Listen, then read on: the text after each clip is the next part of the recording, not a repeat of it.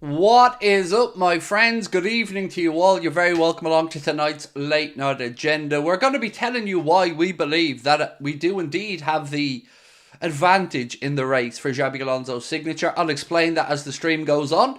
Currently, as we sit here, it's Barcelona 2, Napoli 1, I believe, according to the chat, and it was 0-0 the Arsenal-Porto game just as I was coming on. But I tell you what, Porto look like they've showed up and they're there to play.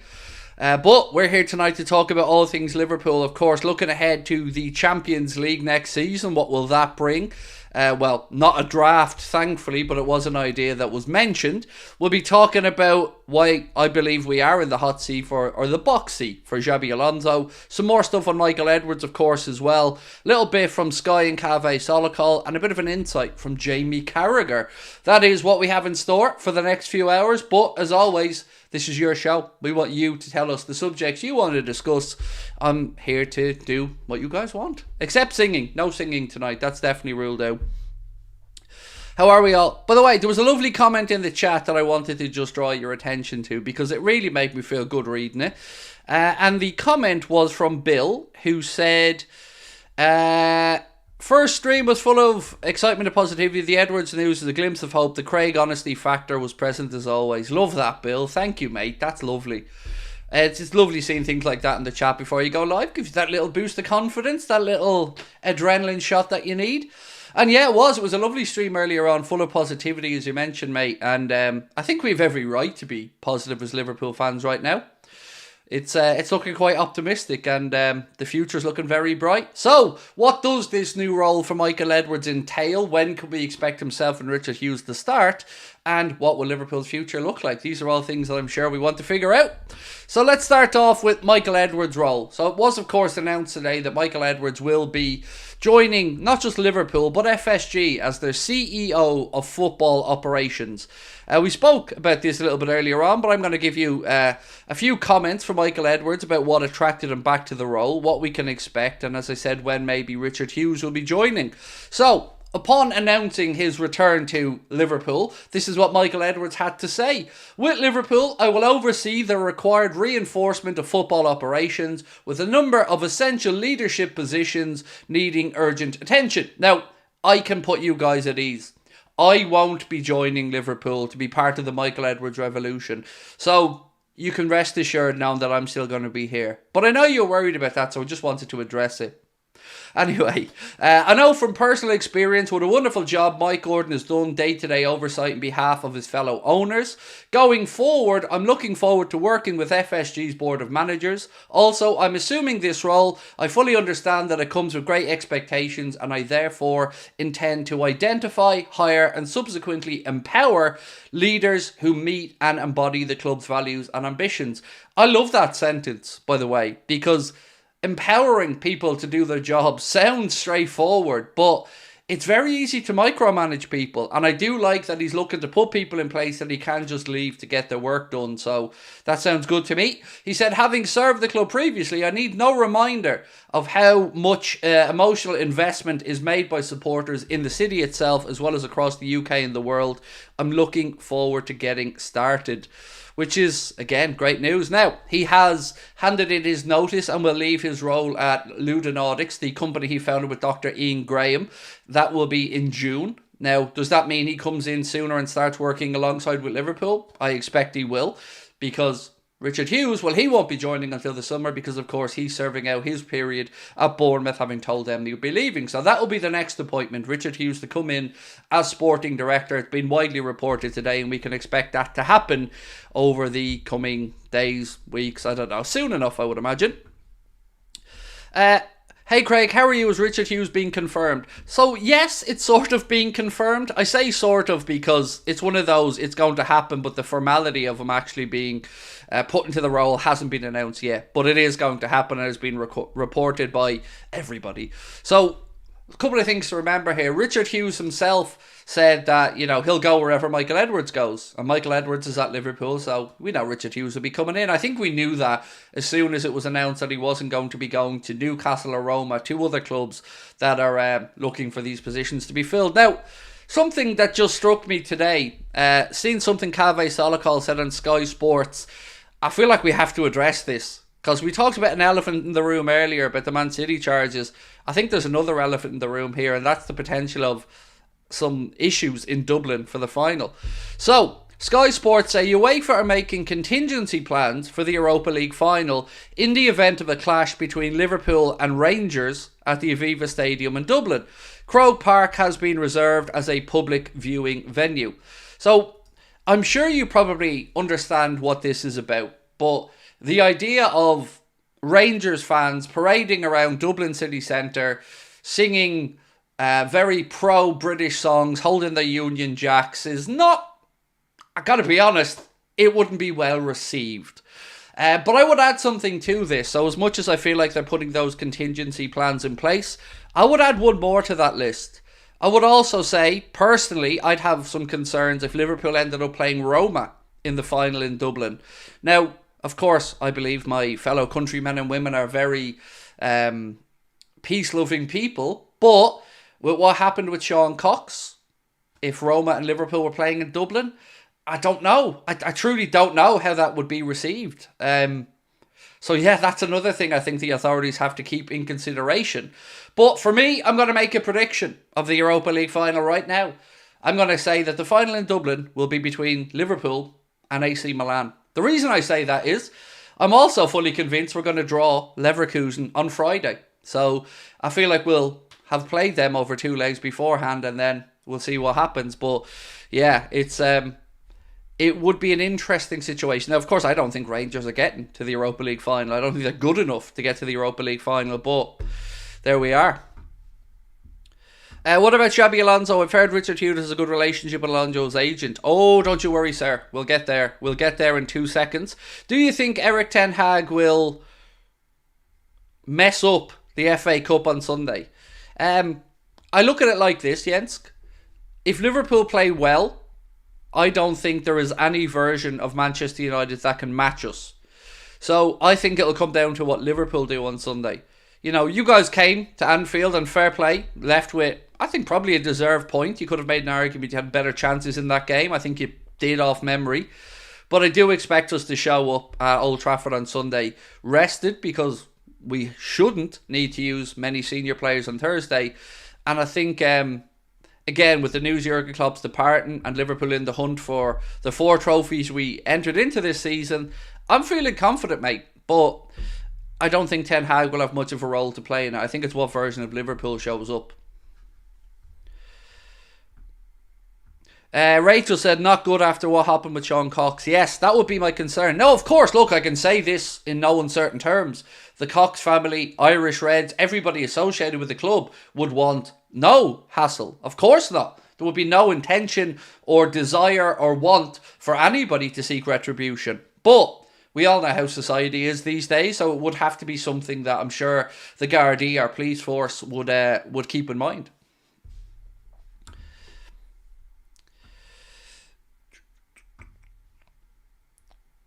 What else we got? FSG to buy Sparta Prague. I don't know who they're going to buy, Lee, but my guess would be a club either in South America or a European club that, like I've said before, we could bring through players who may not necessarily be able to get a work permit for coming straight into the Premier League. So I don't know. It will be interesting. And Michael Edwards who said that he was hugely attracted by that part of the role, that he will not just oversee Liverpool, of course, he will oversee all of FSG's footballing operations.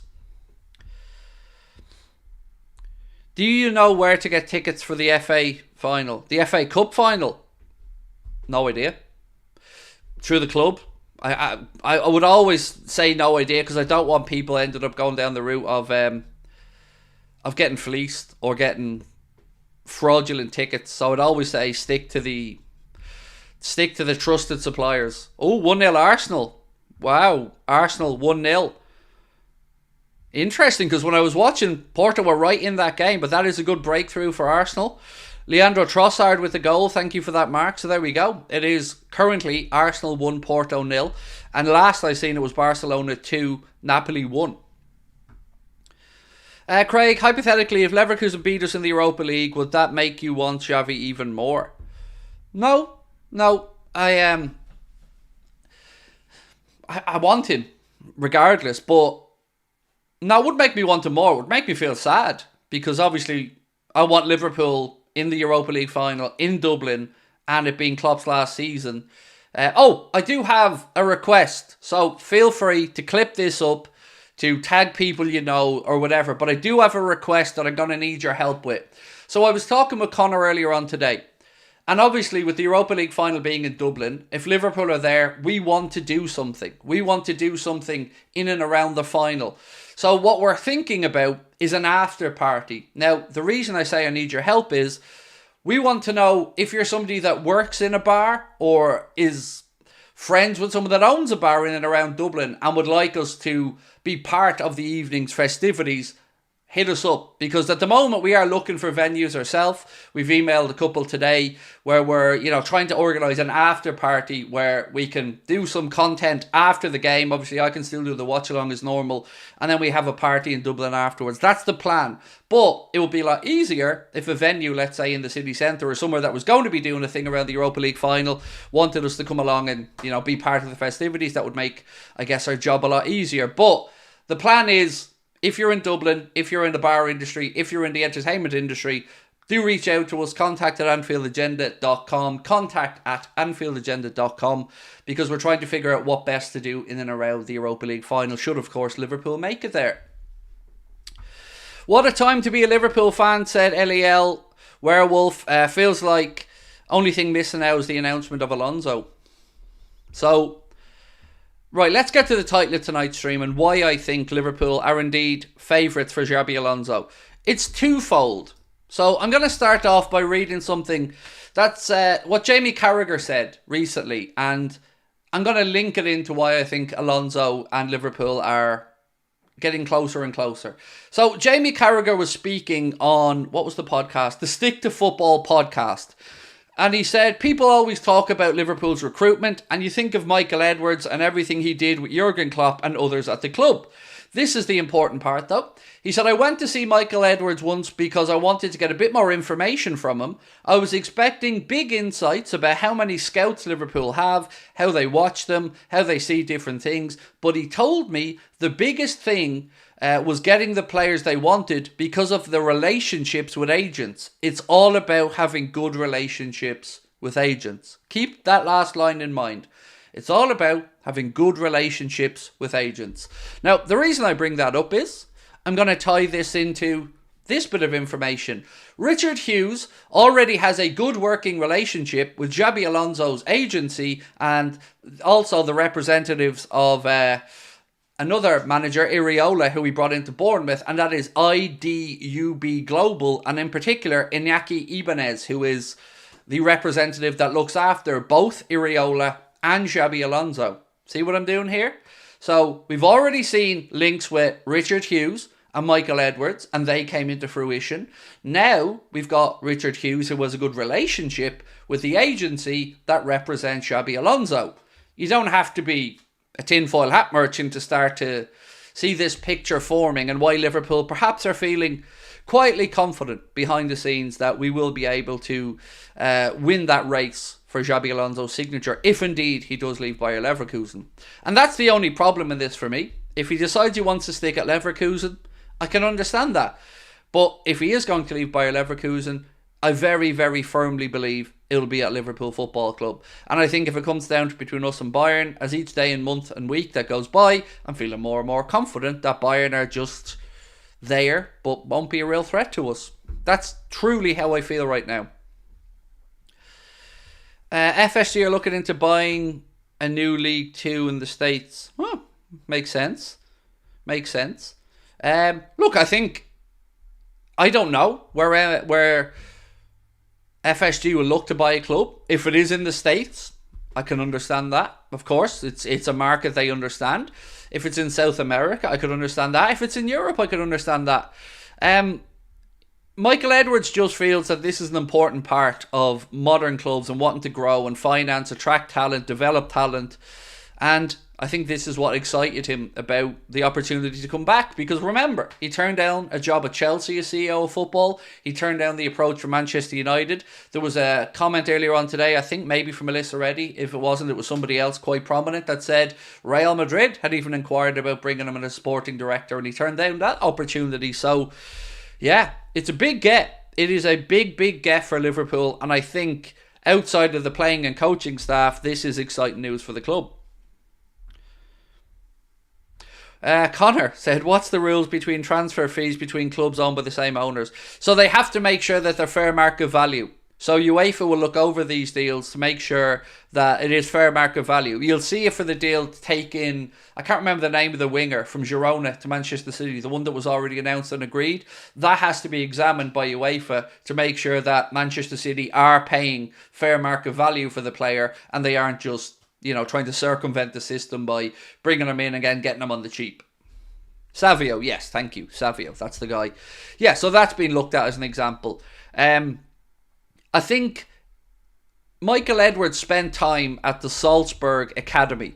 So obviously he will have looked at the Salzburg or the Red Bull model, the way they operate, but also it was to kind of give him a vision along with Jurgen Klopp for what Kirby would look like.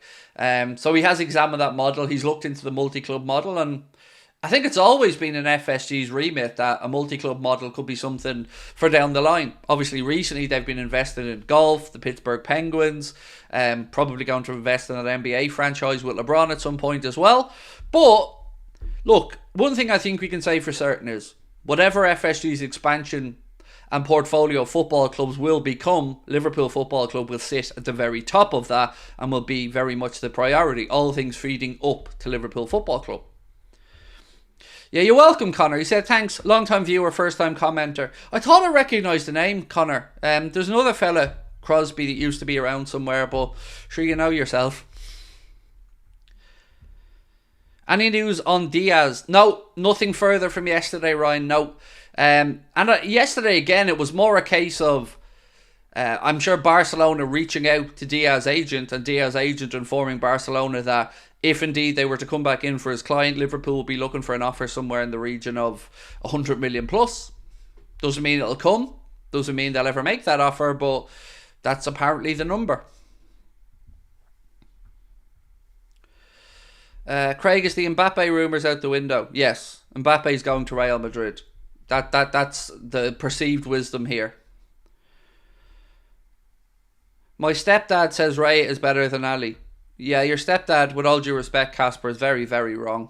I don't know the man, but his football opinion there, in my humble opinion, is very, very, very wrong. Right, so Champions League. It's set to adopt a tennis-style seeding system in the knockout stages from next season, where the number 1 and number 2 ranked teams cannot meet until the final. How do we feel about that? I mean, it feels like this is the first poll we're going to have of the night. So, do you like the idea of a seeding in the UCL? So, do you like the idea of a seeding in the Champions League? So, again, those of you who maybe aren't familiar with tennis, in a tennis draw, the number 1 seed will be at the top of the draw, the number 2 seed will be at the bottom of the draw, meaning that they cannot meet each other if they should play until the final. This will be a similar thing here. So, let's say City are the number 1 ranked team in Europe, they'll be at the top of the draw. Let's say Liverpool were the number 2 ranked team in Europe, they'll be at the bottom of the draw, and they'll be kept apart until the final. I don't know how I feel about it, is the honest answer. I'm not totally against it. I'm not totally for it. Of all the changes that they've looked to put into football, this is one of the more reasonable ones in my opinion. And I guess the idea would be to make sure that when the final comes around, they are potentially the best matchups. I'm sure from a sponsorship, commercial standpoint, if the Champions League final was between one big hitter and a lesser team, because let's say the 2 best teams played in the semis, I don't know. Look, the vote is there. Have your say. I can understand all sides of this debate. I really can. Another thing Miguel Delaney reported today is UEFA discussed a live TV draft where The last 16 could pick opponents for newly expanded Champions League. Was disappointingly voted down. Champions League will use tennis-style seeding. Draw for 36-team opening round will be a hybrid digital manual one. Otherwise, it would take 4 hours because you would have to have 900 different balls pulled. So, Miguel said it was disappointingly voted down. The draft event where last 16 could pick opponents for newly expanded Champions League. I don't know what he means. Like, can somebody explain that to me further? What Miguel means by the last 16 could pick opponents. Does that mean whoever wins their groups or comes top of their rounds of games can pick whatever opponent they want based off some type of, I don't know, qualification criteria, like most goals, most points, something like that? Feels, I don't know how I feel about that. It just feels weird. The seeding thing seems more straightforward than the idea of clubs getting to pick who they face, perhaps. I don't know. It's all sounding very American there at the moment. I don't like changing anything in football aside from the ref league rotation, said TB. I don't mind the seeding system as much, but I can understand it either way. The draft thing felt a bit weird, and this whole Swiss model feels very complicated, but I'm sure we'll figure it out. I guess the plan here is to make sure that there's as many big matchups as possible. And the one thing that I try to remind myself of with the Swiss model is that what it guarantees is that your 8 group stage games will be against 8 different teams. So you'll play 4 home, 4 away, but not against the same team. So now we're used to a group where we play everyone home and away. In this new Swiss model, you're going to play 8 different opponents. Some of them games will be at home, some of them will be away. That I actually quite like. I do like the idea of 8 different opponents. It gives you a better opportunity to, play against teams played before, maybe in different venues. And sometimes these groups can get a bit boring. When you've got 6 teams or 6 games to play, 3 home, 3 away. I like that idea of it, that there's 8 different teams. How they make it fair, because some teams could be stronger at home, some teams stronger away. How you make that fair, I don't know. But I do like it in theory. Hey mate, how's the Boston tickets going? Has it affected you at all with the Anfield wrap being there the night before? How's it going? I guess I don't know. I didn't know what to expect when we did it, and I don't know what to expect now. I think we're at about 30% capacity so far, something like that. Has it affected us with the Anfield wrap being there? I can't say, because I've got no comparables against it. What I can say is, and I mean this sincerely, pretty damn good time for Boston Liverpool fans. The Anfield wrap, I'm a big admirer of myself. I think they're fantastic. And they're obviously visiting the city the day before. They're going to be in Boston on the Thursday. And then we play on the Friday. So I don't know if it's impacted us. If I was there the night before, I'd probably have attended the Boston show for the Anfield wrap as myself as well. Because as I said, I like what they do. But I have no idea, man. No idea. Whoever's there, whether it be 30, 50 or 100 people, we're going to have fun. We're going to have a chat. We're going to enjoy it. It's going to be audience participation time, and we're going to enjoy our time in the city of Boston. So that's the honest answer, mate. I don't know. Haven't got a clue. That's the truth. Because I've never done a show in Boston before, so I don't know whether it is making a difference or not. But as I said, genuinely, for Liverpool fans in Boston, that's a pretty good week. Dream summer transfer window for 2024, said Vilmer. So Wirtz or Musiala, Inacio at centre back, and I don't know who for full back, but we need another full back probably. Although if Alonso comes in, he was a fan of Luke Chambers, was looking to bring him on loan to Leverkusen, and Luke Chambers has been doing really well so far on loan this season. So I think he got Player of the Month last month, if I'm not mistaken. Will you stream the evening in Boston? No, absolutely not. It's always one of those, what's said in the room stays in the room. Because we'll be talking about stuff in Boston that we won't say on live streams, industry inside stuff, all that kind of thing. As well as, of course, talking about the Reds, the season, the search for the manager, all this stuff. I'm so excited about it because we're going to be just off the back of the City game, off the back of the Manchester United FA Cup game, and hopefully all looking forward to a pretty chaotic but fun end to the season. Now, the one thing I would say about the fact that the Anfield Rap lads are going there the night before is we've had no love at all from the Boston Supporters Club, which I have to say, I can't lie, because I'm an honest dude. It feels very much... It's disappointing, because on this channel, as you know, we've always made a point of trying to be a voice for overseas fans, and being non-local myself, I've always been a champion for trying to look out for our friends in Australia and America and Canada and other parts of the world.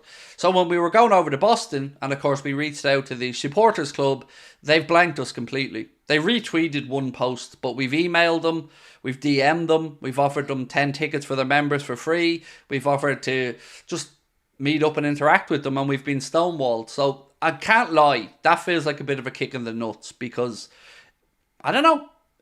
I'm open to the fact they may not just like the style of content we make, but it doesn't feel very "you'll never walk alone-y," you know? It feels very much like, nah, we're stonewalling you guys. And I don't know what I've done to them, but, you know, that's disappointing. I can't lie, it is. Right, more content. Right, what's this he's just sent me? What's this? So, introduced rather than an open draw, UEFA had gone back and forth in discussions on this, and General Secretary Theodoridis even raised the idea of qualified teams getting choices in order of seeding in a live TV event. The first place club, as an example, would feasibly have 30 seconds to pick from the other 15 teams. That it sounds a bit chaotic and mad, but I mean, it would be interesting.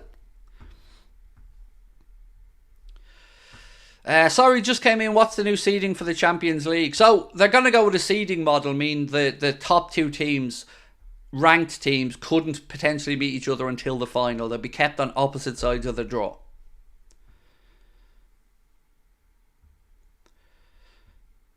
Craig, what do you think about FSG buying a new club? Is that why Edwards has been brought back? It's one of the reasons Edwards was attracted back. And what do I think of it? I think it's a good thing. You know, I think the stronger the footballing structure, which of course would have Liverpool Football Club at the top of it, the better. The more tentacles we can have, let's say, around the world, the better.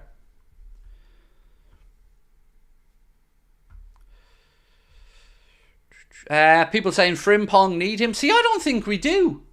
Why do we need Frimpong when we have Bradley and Trent? I really don't understand this. Like, we have players who can do exactly what he can do. I don't think we'd need to spend the money on Jeremy Frimpong, in all honesty, because I think we have somebody in that position at the club.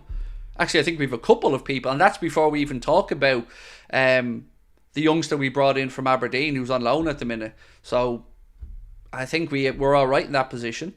Now, we probably could do with another wide player or another attacker at some point. How do we feel about Edwards being back? I love it, Namon. I'm over the moon about Edwards being back. I'm over the moon about Richard Hughes. The more I look into and read up on Richard Hughes, the more I'm feeling confident that we have, again, had the right people put in the roles by FSG, and fair play to them for that.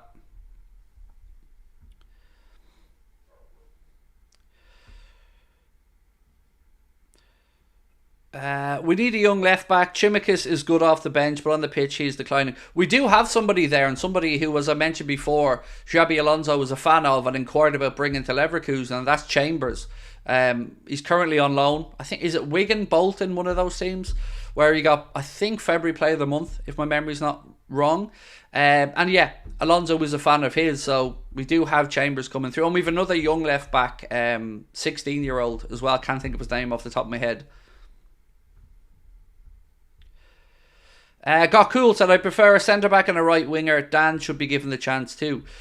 Dan's isn't there yet, and the sensible play for Dan's is to give him a loan. It must be a very tricky balancing act between, you know, keeping somebody who has undoubted potential around at the club, and making sure they get minutes, and enough minutes. So I think for Dan's, we'll see a loan next season. That's the perceived wisdom anyway from the journalists that I've been reading from. Scanlon, that's the one. Scanlon, thank you. Scanlon was the one, yes. Thank you very much.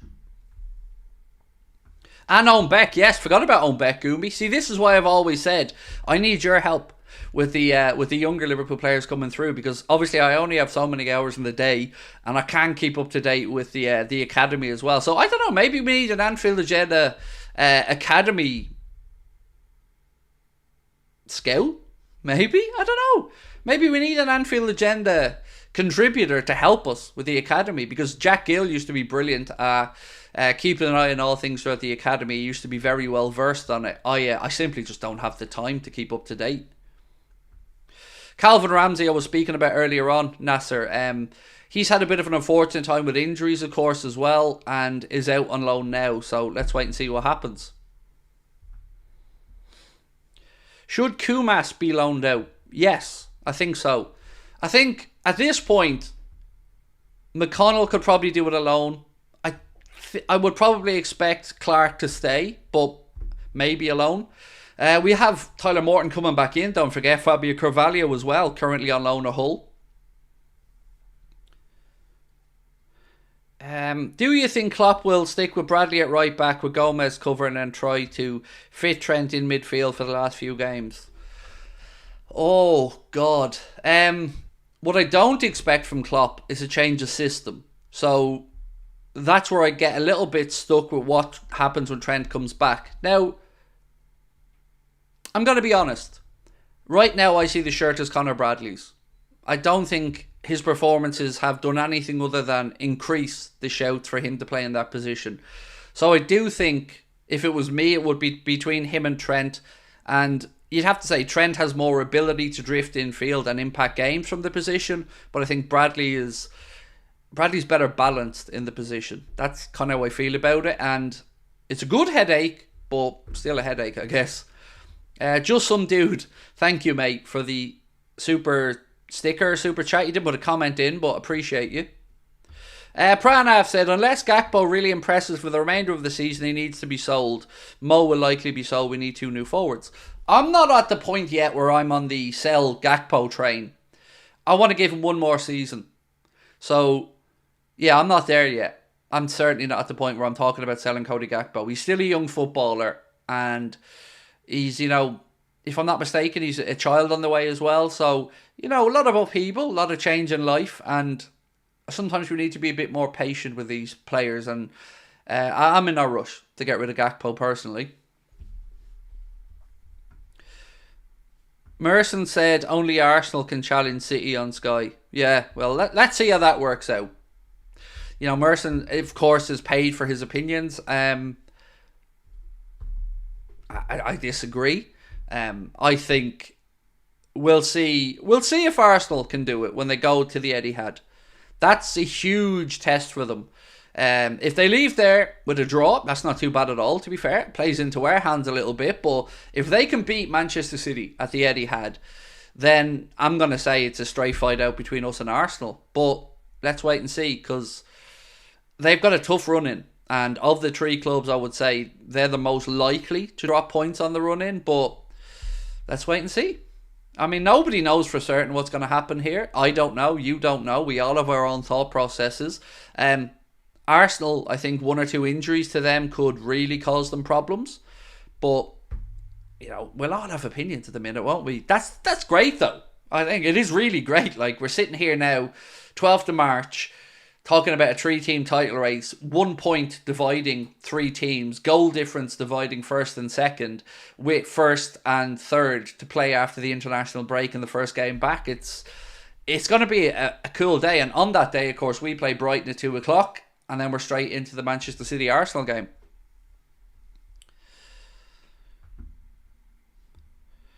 Pranav, thank you, my friend, for gifting 5 Anfield Agenda memberships. You're very kind. So, I have to make an admission. And I think admission's the right word, because it's coming from me and nobody else. So I'm going to be honest with you guys, right? You've probably noticed that over the years, we've had a Mundo Sporto, and now we're top of the league. And what I've learned, and I have to admit to myself, is I just don't care when it's not Liverpool. Like, I do everyone a disservice when I'm doing watch-alongs or making content that doesn't involve Liverpool, because I'm just not emotionally invested in it. And it always just feels more like a chore than something I'm excited about. So I'm going to basically just knock it on the head for the remainder of the season, because it's a chore. And with Adam obviously making his decision to step away and concentrate on FUTV, the unique selling point that we thought we had for the channel when we came up with the idea doesn't feel the same at the moment. So my plan is this. We keep plugging away on Anfield Agenda and Anfield Agenda clips, which we'd love you guys to subscribe to if you haven't done so. And then in the summer, I'm going to make a Craig Reviews channel. That won't be necessarily the name of it, but that's what the context we're going to go with. And I'm going to start talking about stuff that excites me, whether that be food, technology, stuff that I've genuinely am emotionally invested in, because I feel like that's when I make my best content, when I'm really triggered by something or when I'm really in love with something. It brings out the best in me. So that's where we're at. That's where I'm at the minute, because it just doesn't feel right for me. I don't give a fuck. I don't really. I don't. I'm watching football, and yes, I care, but I'm just not emotionally invested in the game because it's not Liverpool. And I know other content creators can go through the motions and cover other teams. For me, it just doesn't feel the same. You see how I react to a Liverpool game. That's the real me. I can't do that with other football teams that I just don't care about. Susie, indie music fan, thank you for an incredibly generous super chat. Susie said, Gerrard is my favourite captain of all time, but Virgil is brilliant and the hottest. I mean, I'll take your word for that. We have the best looking goalkeeper with Alisson and Szoboszlai easy on the eye. Is this the best looking Liverpool team has ever produced? Sorry for bringing the tone down. Well, I mean, Paddy Berger, Jamie Redknapp, I think they were quite easy on the eye as well. But I don't think it's my place to say, Susie, that this is the best looking Liverpool team of all time. I'll leave that to your good self and maybe some other people to debate. It's mainly food chat, said Goomy. Yeah, exactly. And that's the part that makes it fun for me. Gakpo, Dom, Trent, Maka improve the most under Xabi Alonso, said Harry Klein. Let me break that down in my head, mate. Gakpo, Dom, Trent, Maka. Good. Sign me up, mate. Sign me up. Wow, super chats are flying in this evening on a quiet stream. Thank you. Snowball's chance in hell we get Braithwaite. Yeah, there isn't. We had a chance before we signed that new Everton deal. Now, look, I've told you at the time, I think that kid is a very, very, very good centre-back. But yes, I feel like there's not a hope, unfortunately. Are you not doing the Euros then?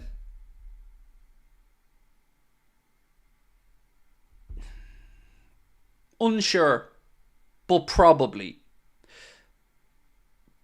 I'm going to be watching the Euro, so, leave it with me, but I feel like I'm doing you guys a disservice. Honestly, I do, because when I come on and talk about Liverpool, you can see it. You can see the passion in my eyes. You can see what it means to me. Same with food talk, same with technology talk and boxing, stuff that I'm inspired by. When I'm watching Arsenal against Chelsea, I mean, other than how it affects Liverpool, I don't really give a shit. Can I do a review of sandwiches? Absolutely. You mean, can I eat food and talk about it? Very much so. It will be interesting to see how they avoid teams playing each other more than once. That said, I think the new format has huge potential. It's certainly going to shake it up, which is its intention. And as I mentioned earlier on, the idea of 8 different teams in the group stage, that makes for some fun games. It does, I can't lie. The idea of Liverpool playing 8 different sides just in the group stage of this, yeah, I can see that. The seeding I don't mind too much, although I can understand why people may feel potluck aspect of it is a bit better when you get to the last 16. I love your reactions to fan comments, said Got Cool. Thank you. So that's what's going to be going up on the Clips channel. That's a regular segment we're going to be putting up every match day on Anfield Agenda Clips.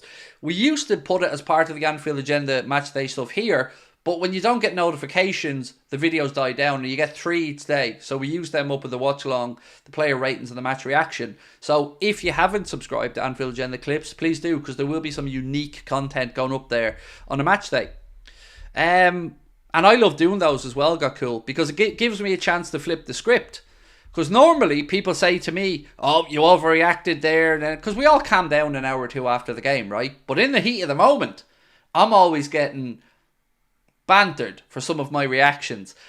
But you guys are at it as well. So we thought, let's flip the script and see how social media is reacting in the middle of the game. And it does make for some giggles on this side when I get to look at the comments.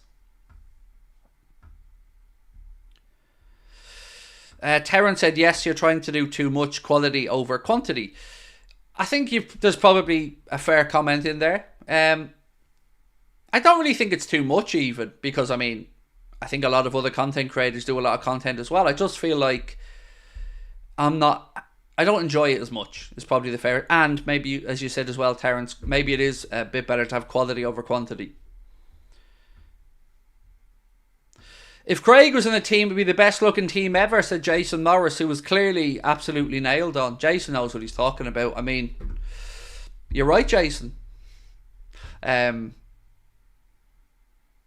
I don't know where to go with that, Jason. I'm sitting here, mate, trying to think back a response, but no, you've stumped me on that one. It is a particularly good-looking Liverpool team, let me say that. Although my missus and I debate about this, because I refuse to believe she doesn't find Dominic Szoboszlai or Darwin Núñez attractive. I can't accept it. But she doesn't. But she is a fan of Pep Guardiola, so she's obviously got that type, you know, Pep, me, The Rock, you know, all the same. Gakpo as one of the 10s with Szoboszlai next to him. So what do we think happens, by the way, when Carvalho comes back to the club? Do we think that there's going to be a place for him? Because interestingly, I think under Alonso, those chances increase over Klopp, because Alonso plays with 10s. Do you like the idea of seeding in the Champions League? We put this poll up. So far, it's 43% say yes and 57% say no. So there you go. So far, it's on the side of no.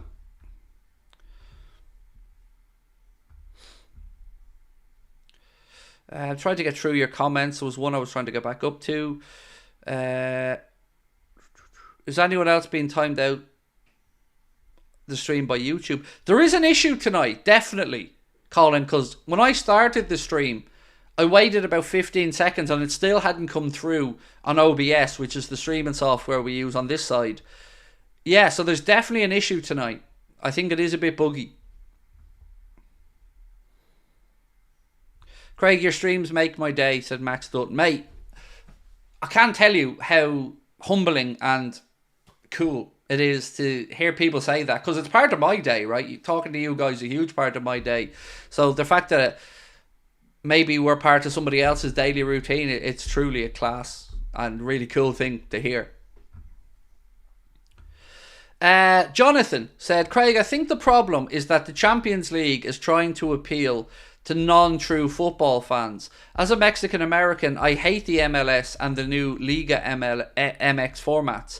If I'm not mistaken, Jonathan, and you seem very well placed to give me an answer on this, mate, isn't there some type of hybrid coming or competition where those two leagues, the La Liga and the MX or MLX, whatever it's called, Liga MX, aren't they putting together some type of competition or something like that to try and strengthen the ties between the two leagues?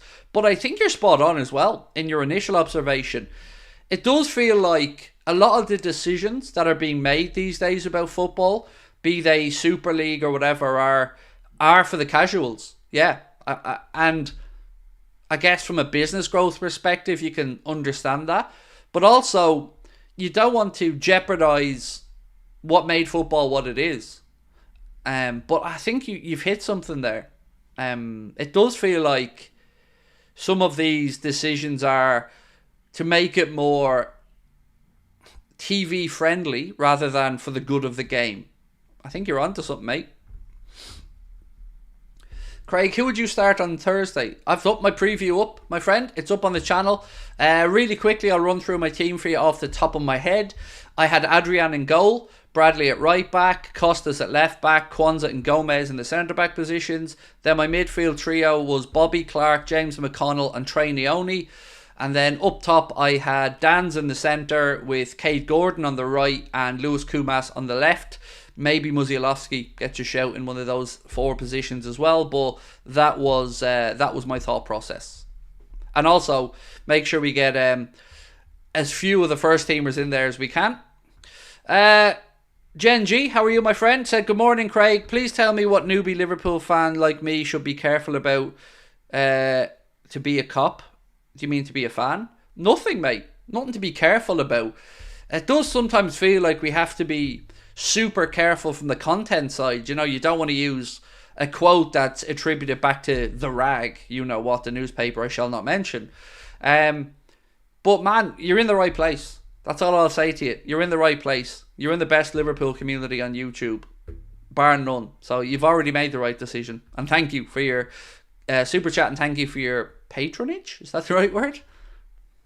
Isn't Dan's injured? He wasn't injured. He had concussion, which I'm sure he would have been cleared of at this point. And himself and Muzialowski have been added to the B list. And thank you, Mark, for telling me about that yesterday. Just be sound. That works as well, Swain. Yes, just be sound. Chris said, Craig, the hybrid competition between the MLS and the MX is the CONCACAF Champions League. I thought there was another one coming, but maybe that is it. And I have seen, to be fair, I've seen those games. I do keep an eye when I'm having bets at night, you know. I keep an eye on what games are coming up and stuff. And I have seen the CONCACAF Champions League, as you've mentioned. Would you rather have Gakpo or Dan's? For which? For Thursday, Gakpo or Dan's? Fine. Probably Dan's, because I don't want to say I don't care about the game, but I can't see us losing by 5 clear goals, no matter what team we put out. And I don't want to risk another injury, so I guess Dan's if he's available. If you mean in the longer term, then both.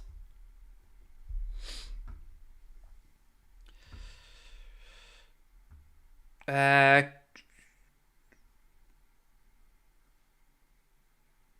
don't know what that's about, Jordan.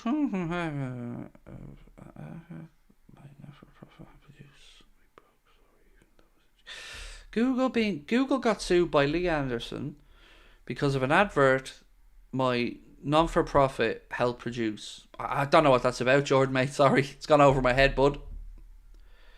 Any news on Gravenberch? Yes, there was some earlier on. 1 second. Where was this list from earlier on?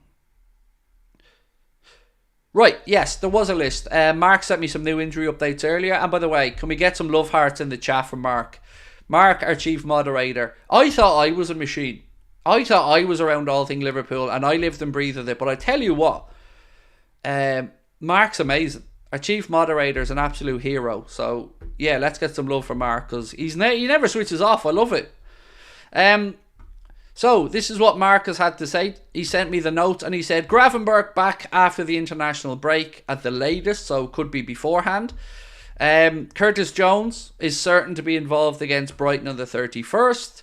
Trent Alexander-Arnold expected to be back for Brighton as well. They believe Alisson and Jota you're looking at early April. And he credits David Lynch with those updates. So thank you again, Mark. Appreciate you, mate, and everything you do. Right, where were my notes here?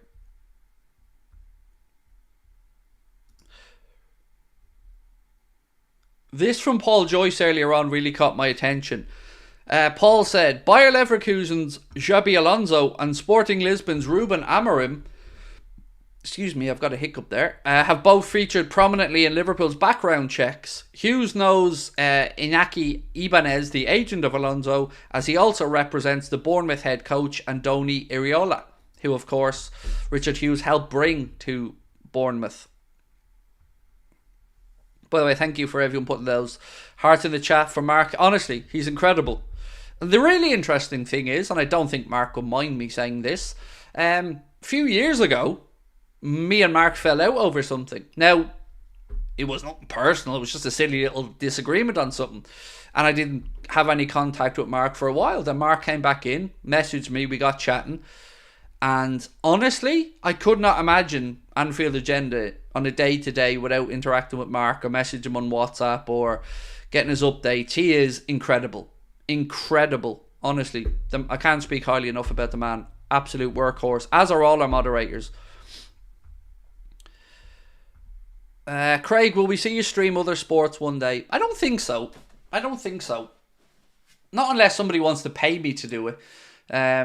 Because other than boxing, that's it for me. Boxing and football are the only two real sports. Although I did go down a rabbit hole earlier on. I was talking to Ben for a few minutes, and somehow, and I don't know how this happened, we ended up talking about Hornswoggle from WWE.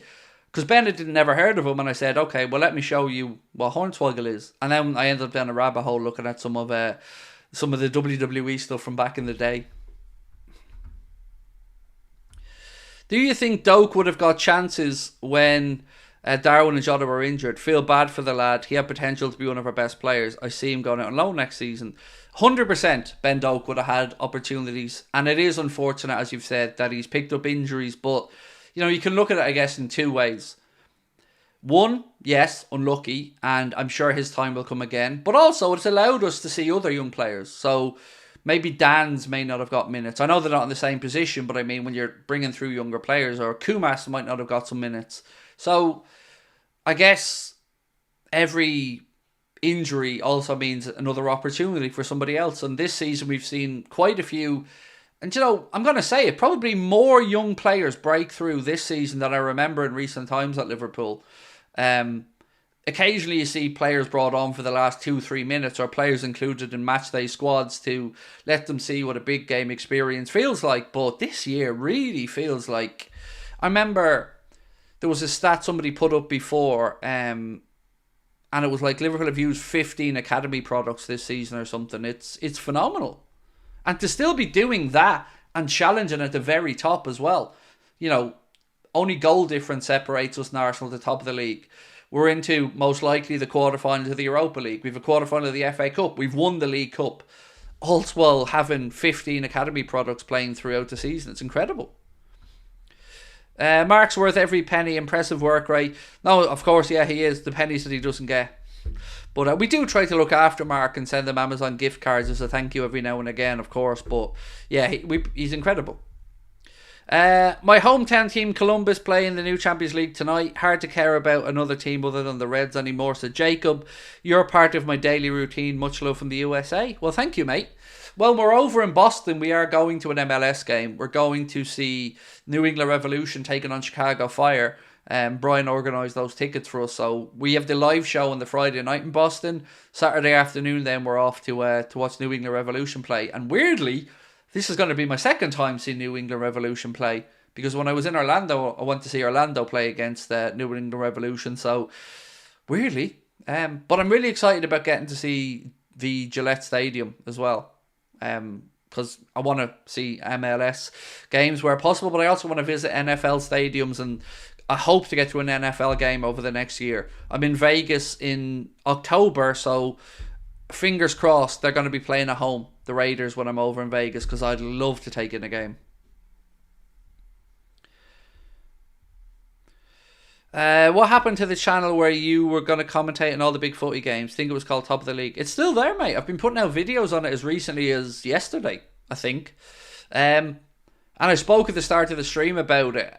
The plan was that myself and Adam were going to be doing Top of the League, and the unique selling point was that Liverpool United counterbalance. So when Adam, understandably, decided that he was going to focus on FUTV, it just kind of didn't seem as fun anymore, and it didn't seem like it was something I was passionate about. So yeah, like I mentioned at the start of the stream, in the summer I'm going to do a Craig Reviews channel, and I don't know what that'll be called yet, but between now and then I think content will be sporadic at best. Van Dijk Edit said, will there be sit in Boston? Will there be seats at the show? Yes, of course. And especially if somebody needs one for something. If there's a special request or need or anything like that requires any extra help or care, please do reach out. Gee, we want everyone to be as comfortable and enjoy themselves and have a good experience as possible. Any thoughts on Tyson fighting Logan? It's Jake Paul he's fighting. Yeah, it's a disgrace. I don't know what else to say. We all, of my generation, people that grew up watching boxing, obviously we idolise Mike Tyson. And the idea of seeing Mike Tyson potentially knocked out at 58 years of age by Jake Paul in front of the watching world doesn't sit well with me as a boxing fan. It's not something we need. It's not something I want to see. I think it's a step too far. Mike Tyson's legacy should have nothing to do with Jake Paul being part of it in any way, shape or form. But then again, Jake Paul's a pussy. So there you have it, you know. He cherry picks opponents because he's in this to make money and talks about wanting to be a world champion and fight Canelo Alvarez. Canelo would quite simply kill Jake Paul. So the whole thing's a farce. But look, people buy into it. People want to talk crap about Jake Paul being great at boxing and all that. He's terrible. Same as KSI. Terrible. Shocking. Not real boxing. And you've seen the difference between a proper boxer and somebody high-level MMA when it comes to striking, when AJ went and went through Ngannou for a shortcut. Ngannou's amazing. What an athlete. What an inspirational story. And would kill all of these boxers in a street fight or in a cage. But again, all this stuff I think is just mocking boxing at the minute. All of it. Even if I'm being honest about it, what's the name of the KSI? What is it called? I can't even remember the name of the events that they put on. I'm sure somebody will tell me. That's how little I give a shit about it. But it just seems to me like it's full of misfits, yeah. It's full of YouTubers and I just find the whole thing weird. I do. Like, granted, they're sticking and fighting each other, so they're fighting people of a similar level, and that I appreciate. But some of the stuff I've seen from the press conferences, and I mean, it's too much for me. It's not. I'm not their target demographic, but it just feels too much for me. And as I said, Jake Paul is, in my opinion, conning people. He's no intention of being a real fighter. He doesn't. He's no intention of actually trying to become a professional boxer. Because right now, anybody at area level in the UK will go through him for a shortcut. And fighting Tommy Fury, with all due respect to Tommy Fury and fair play to the lad, I've nothing against them. Would I class him as a real boxer? No. But again, nothing against Tommy Fury. But nah, he's not a real boxer in my opinion. They're all celebrities more than anything.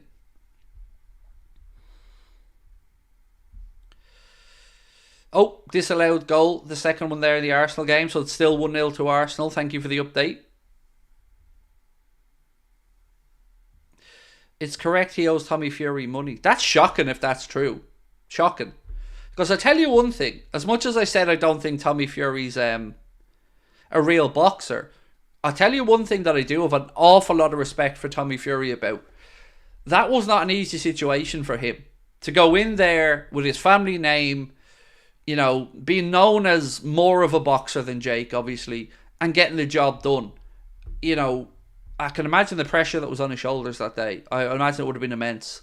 And he seems like a really decent fella, Tommy Fury, you know, and I wish him all the best with his life and his new family and nothing but love. Don't wish him an ounce of badness, but this crossover stuff, Misfits is grand because it's not trying to be boxing. Logan Paul is a great wrestler. Well, that's his background, isn't it? Like, I think I don't know Logan Paul's history that well, but I believe in high school or in college he was a wrestler, right? And fair play in the WWE. I mean, I'm sure that's a dream. I grew up idolising the WWE, so, you know, the idea of being in it, I'm sure must be absolutely incredible for Logan Paul. Pump, welcome to Anfield Agenda Ultras, buddy. Appreciate your support. Craig, opinion on Croke Park being used as a fan zone, potentially. So, yeah, I've been thinking about this as the day goes on. I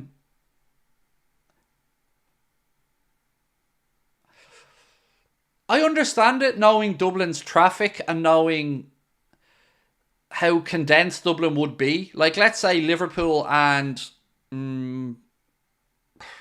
Rangers ended up playing each other. Or Liverpool and West Ham ended up playing each other. You're going to have two very, very well supported clubs there that will bring a lot of fans over. And Dublin public transport and stuff is god awful. So the idea of maybe having a fan zone at Croke Park, yeah, I can understand it. Feels like a reasonable place to do it, because I can't see anywhere else in Dublin that's really possible for it.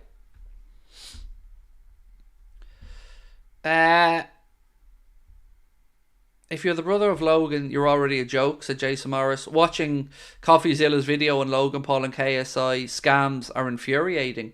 See, I'm not well versed, Jason, in that whole YouTuber world. I don't watch much YouTube content, so I know little bits and pieces about the Paul brothers and their rise to stardom and whatnot, but not as much as, most of you guys would.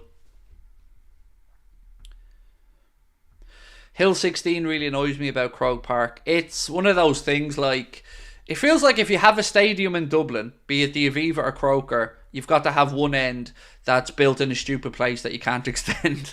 And this is the case, unfortunately, with Hill 16. Casper said, been watching you since summer 2021, not the longest time. 16-year-old who was a bad relationship with his dad. I see you as a father figure, never miss a stream. Well, thank you, mate. That means a lot to me. Right, I'm going to say something now that's going to sound a bit cheesy and corny, but it comes from the heart and it's real. As a father myself of a 19-year-old daughter and a 12-year-old son, I've looked around, and a lot of the content creators that I see kids looking up to these days are really cool people. But there are other ones that I feel like people are being conned into believing that a certain way of acting is normal and is correct. And I feel like that better role models are needed. Now, I'm not trying to be anyone's role model, but my point here is I think it's important that people understand, from people who have life experience, what the real world's like. What is the right way to act? What is the correct way to treat people and be respectful? And some of these clowns, the phrase Mike Tyson said is, social media's got too many of you people comfortable about disrespecting people and not getting a smack in the mouth for it. That's kind of true. It's kind of true. People feel emboldened because there isn't any real consequences for a lot of the stuff said online. In the real world, you're going to get shit slapped out of you if you go around acting that way. And somebody of my age is able to see, because I lived through no social media, so it's different for me a little bit. But I often wonder, with the next generation, like my daughter's generation coming through, behaviours are changing, man, and I find it weird. Morals seem to be going out the window at times, and it's not a world I feel comfortable in. Any tips for a winner at Cheltenham? I know nothing, mate. Nothing about horse racing. Zero. Nothing. Longest flight I was on? Florida. So, I've never done a direct flight, so I'm trying to add up the times. 9 hours, maybe? Are you excited about the Tyson fight, or is it a very stupid thing to be happening? The Fury, or the Mike Tyson, Jake Paul fight, I think it's ridiculous. Just because I've so much admiration for Mike Tyson as a fighter. If you're talking about the Tyson Fury Alexander Usyk fight, then yes, my God, I can't wait. Craig, you're predicting to put Adrian in the nets. I would be nervy. I just feel like it's the best chance to give Adrian a run out in a game that, is done. It's won. So I feel like if ever we're going to play Adrian this season, Thursday probably feels like the best opportunity to do it. Somebody said, can I run through my predictions earlier on? Yes, I went 2-2, and I went Adrian, Costas at left back, Bradley at right back, Gomez and Kwanzaa at centre back, Bobby Clark, James McConnell and Trey Neone in midfield. And then I went Lewis Kumas on the left, Jayden Dance through the middle, and on the right I went for Kate Gordon. That was my attempt at a team selection. Do you think there's another candidate, for the Liverpool job other than Alonso and Omeram? No, not realistically. Like, the club will of course run the rule over a whole host of managers, but no, I think that's it. I think it's those two. And I think we get the first one on the list, to be honest with you. But no, I can't see past those two. Jonathan Dobbs, welcome to Anfield Agenda FC, mate. Appreciate you. Craig, Hill 16 is sacred to Dublin fans as the Cop is to Liverpool fans. Extended it would ruin it. You know I'm from Dublin, Danny, right? I'm more than aware of Hill 16, mate, and of its significance. But the Cop would be redone in a heartbeat if they can find a way to do it.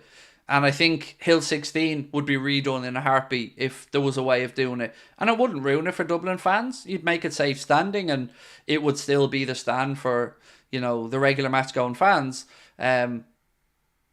You know, you'd always say if there's an opportunity to redevelop or improve a stadium, you know, you'd want to do it.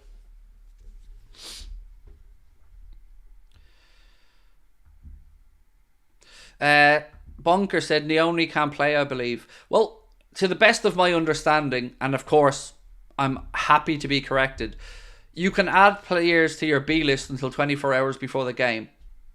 Happy to be wrong on that if I am, by the way. And if it isn't trainee only, then I don't know, maybe we'll see... I don't want to see Elliott in there because I don't want him getting minutes. I don't know. Maybe we see Endo get some game time. I really don't know. If we haven't got the opportunity to play Neoni in midfield, then maybe Gakpo plays in an advanced midfield position. What about Slot for manager? He was looked at for the Spurs job. I don't know too much about him, to be honest with you, other than he delivered the league title after 20 years or something like that for Feyenoord, I think it was. I don't know much about Arne Slot at all, to be honest. Also, though, I wouldn't feel comfortable with him coming in from the Eredivisie to manage Liverpool. It feels like too big of a jump. Heavy Metal D said, happy with the AJ fight. Yes, incredibly. I thought he was ruthless. I think Ben Davison's been an incredible addition to the AJ team. He looks sharp. Slot gives me Ten Hag vibes. Same here. It just feels... I don't know, it just feels like he needs another job between that and Liverpool, or that and a big Premier League team. Although in saying that, look how good Ange Postecoglou's doing, right? You know, I know he's had a lot of experience, but to go from managing Celtic and straight into Spurs is pretty impressive, the job he's doing. Tupac or Biggie? Tupac. Barry, how are we, Barry? Said, very late tonight, but I thought I'd pop in and say hi to all you legends. Hope everyone had a good day. 248,700 reach tonight would be great. Oh, yeah, I forgot to even check the top corner. Yes, my friends, if you haven't, please do hit that subscribe button if you are new in. And of course, don't forget, scan that QR code or use the link in the description to download SofaScore. And it's an amazing app. Fastest goal alerts in the business and covers an incredible amount of sports, gives you great statistical analysis of the games and the players as well, and it's free for you to download, and every single one of you that does it with our link helps the channel out financially. Saarbrücken in the semi-finals of the DFB Pokal. Did they beat Mönchengladbach? I'd seen it was 1-1 earlier on. That's incredible. Wow. Fair play. Have I any pets and are they named after Liverpool players? Yes and yes. So I had two dogs. One of them passed away. But we have a dog who's, what age is Harvey now? August 1.5 nearly. French bulldog called Harvey, and he was named after Harvey Elliott.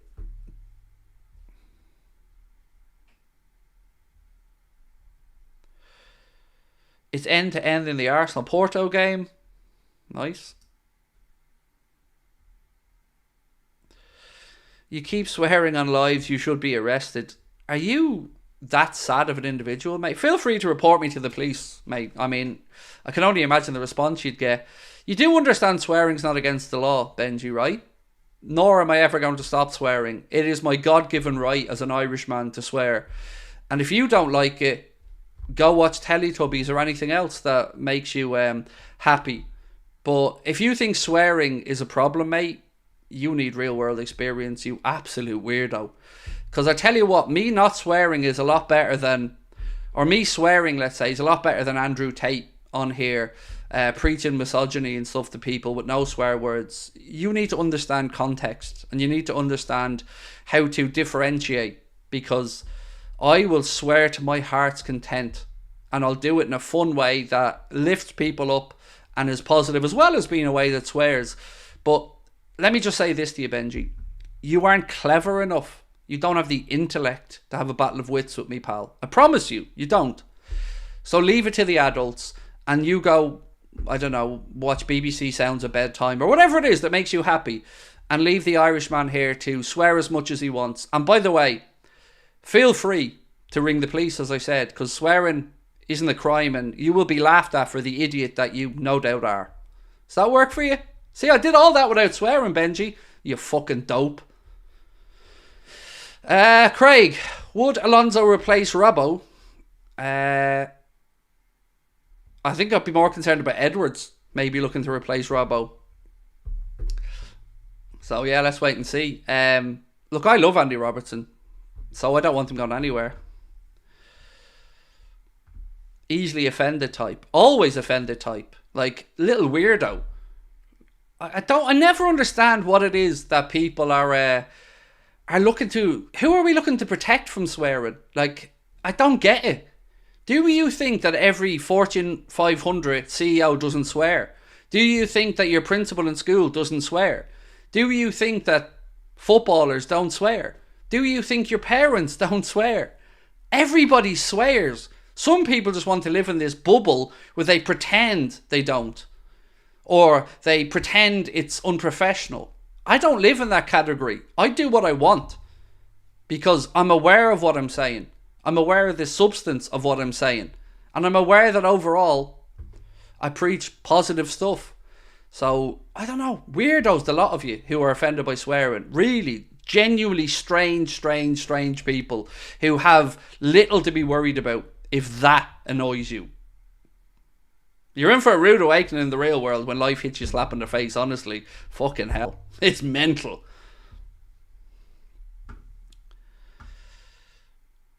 I've never understood people who think swearing is bad. Exactly. It's when you know when to swear, when not to swear, who to swear. For instance, my son swears all the time. 12-year-old boy swears all the time. We swear back and forth towards each other, taking the piss out of each other. But you know what he wouldn't do? He wouldn't go into school and swear at his teacher, because he's been brought up better than that. He wouldn't swear at his grandparents because he's been brought up better than that. So, what's the harm? There isn't any, except all of you, I need to live in a bubble because if I open the window, a swear word might come in and assault me and then I wouldn't feel good. Grow up, you twat. State of it, like, honestly. Weirdos, the lot of you. Anybody who's that offended by swearing, God almighty, grow up. I'm never going to stop swearing. Never. I love it too much. It's my God-given right as an Irishman to swear. Favourite swear word? I'm not allowed to say it on the stream. The irony, I know, but my favourite swear word is one that's an awful lot like Clint. So if you moved the letters of Clint, if you move the L and the I together, then you'll get my favourite swear word. But I'm not allowed to say it on the stream because I don't want to be demonetized. Do you ever see a time where YouTube live stream Premier League games? The user will have more influence over its pundits. No,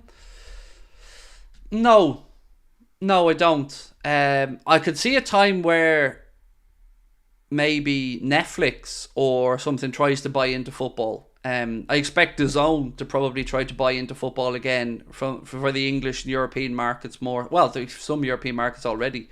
I think if I could tomorrow just make one wish, it would be that the Premier League release a WWE or Netflix style streaming service where we can all pay a subscription, pick which game we want to watch each week, pick what type of content or commentary we want on it. Do we want pundits commentary? Do we want fan zone commentary? Do you want fan channel commentary maybe? That would be amazing. And then you can go back and watch the highlights and all your favourite Premier League goals and have that big collection, that big catalogue like WWE have of all their past events. That would be amazing. And I know that would shaft the broadcasters, but let's be honest, the broadcasters are shafting the rest of us. And they are. I mean, I'm being subjected to these pundits on Sky every week, which, let's be honest, is just shit banter. So, yeah, for me, that would be amazing. I heard Simon, what's his name? Simon Jordan. I heard Simon Jordan mention it maybe 3 years ago. I think it'd be incredible, you know.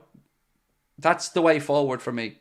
And on top of that, I'll add a little bit more in for you if you want. If you want to get into a world where you've got virtual augmented reality coming into football, imagine you're wearing a headset watching the highlights of a Liverpool game, and let's say Virgil van Dijk jumps up at the back post, scores a header. Then you get a little pop-up on your screen saying, for the next 30 minutes, 15% off Virgil van Dijk memorabilia at the Liverpool Club shop or whatever. Click this link by there. Imagine you could do all of that inside as well. There is some really cool opportunities in the future, and I think clubs are going to start trying to knock into that fan experience. For instance, imagine this as an opportunity. You're inside Anfield and you've got some cameras mounted at certain seat points throughout the Kop and throughout the main stand. And you, as a football fan of Liverpool, can buy a virtual season ticket where you can put on your VR headset and you can be on the Kop, or you can be in the main stand, and you can look to your left, look to your right, hear the noises, see the people around you. But you can sell 500,000 season tickets, 1 million season tickets. Imagine what that would be like as a revenue earner for football clubs. And that's the way football and the commercialisation of football is probably going to go over the next 10 or 15 years.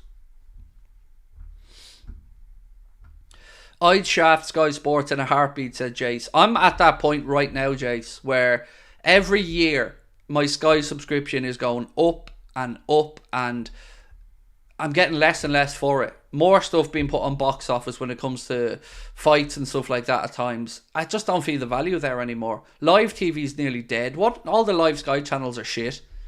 So yeah, sport's the only thing holding me there, and even at that, I'm very, very close to just getting rid of it because I hate it. I hate having to fund them clowns.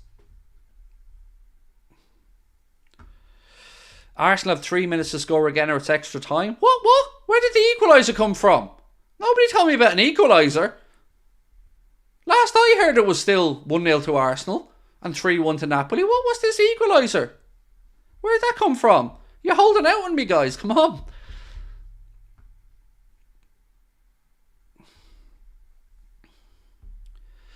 Craig, your ideas should be patented and copyrighted. Now, they aren't my ideas, Bill. You know, I spoke to somebody who works in the virtual reality and augmented reality. Porto won 1-0. Sorry. Jesus, I forgot about the first leg. I was thinking like Napoli-Barca, that was 1-1. Sorry, I forgot. Porto scored a late winner to drag out. Yes, my apologies. They aren't my ideas, Bill. I spoke to somebody a few years back who works in the VR, AR world, and they said that was the way that they were looking forward. And I thought it was an incredibly good idea. Yes, I forgot Arsenal lost the first leg. I thought in my head I had it as it was a 1-1 draw, the same as the Barca-Napoli game. But yes, of course, they lost 1-0 in the first leg, Craig. Wakey. Great idea, but you can't beat the feeling when you're in the Cup. Absolutely, 100%. But if you can't, and look, we know only too well as Liverpool fans how hard it is to get access to tickets now.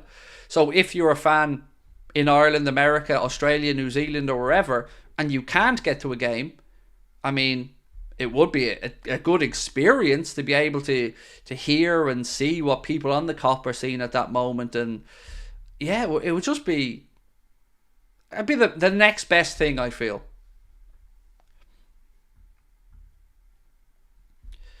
Did you see Kanji's comments towards Trent? Yeah, it's hilarious how many of those City players Trent has triggered. It's quite funny. Now remember, they're the same clowns that were singing about us on the plane after winning a league title, speaking about our fans getting battered in the streets and all. I remember those songs. I remember that moment.